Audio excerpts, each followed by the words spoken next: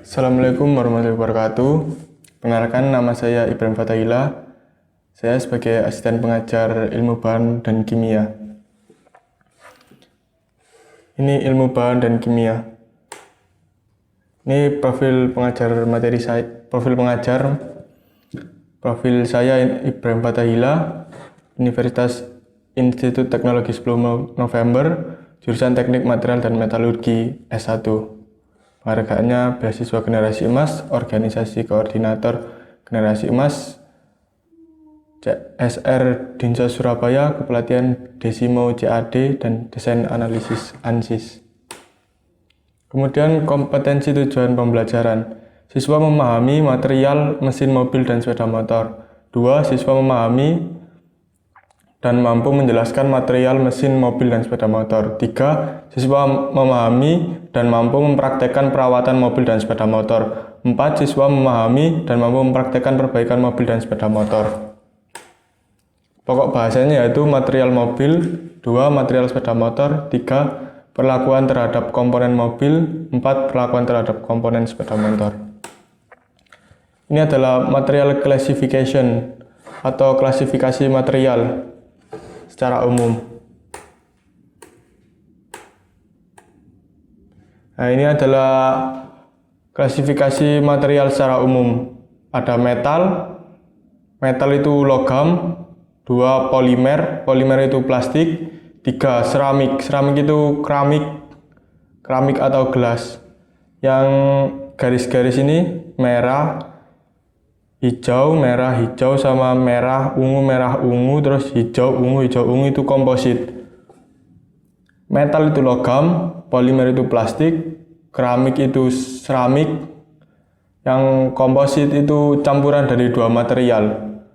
Misalkan metal sama keramik itu disebut komposit, atau metal dengan polimer itu disebut komposit, polimer dengan seramik itu komposit, dan metal sama seramik juga komposit.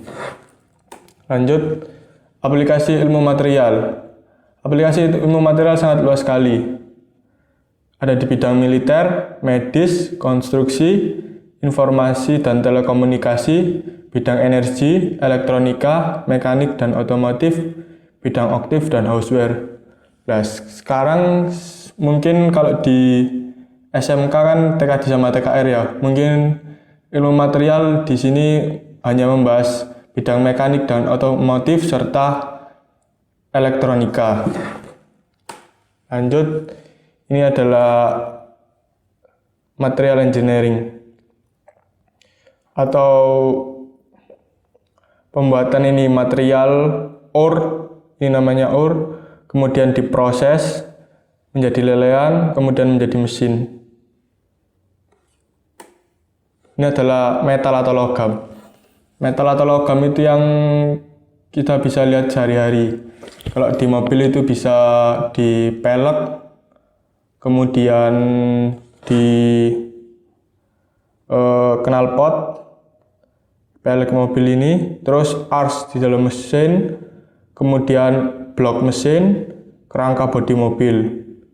Ini adalah logam di kehidupan sehari. Contohnya di panci, ada di pisau, gunting, terus rangka jembatan, pir mobil juga, kemudian implan buat kesehatan, serta kaleng-kaleng makanan. Kemudian ini sambungan kabel buat pipa, terus buat air juga, terbuat dari metal atau logam.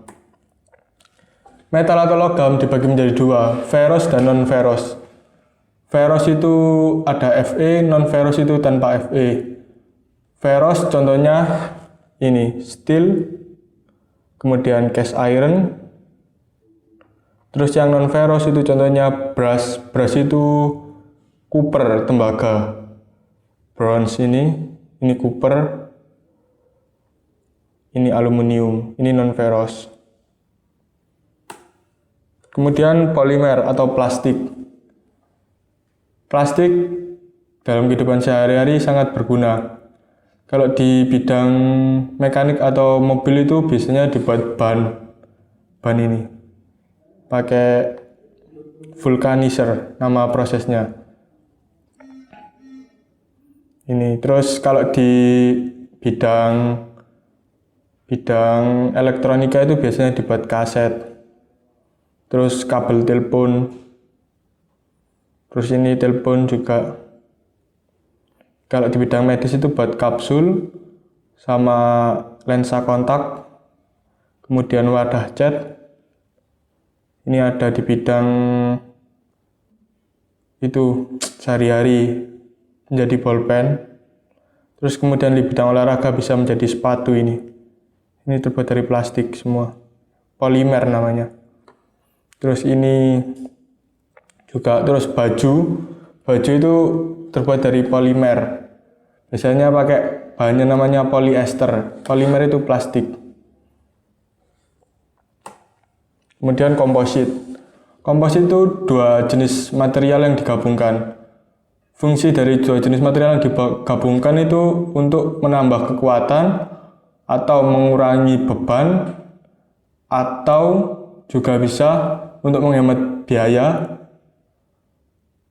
Contohnya komposit ini banyak dipakai kepada pesawat. Jadi semua komponen pesawat itu bodinya itu terbuat dari komposit.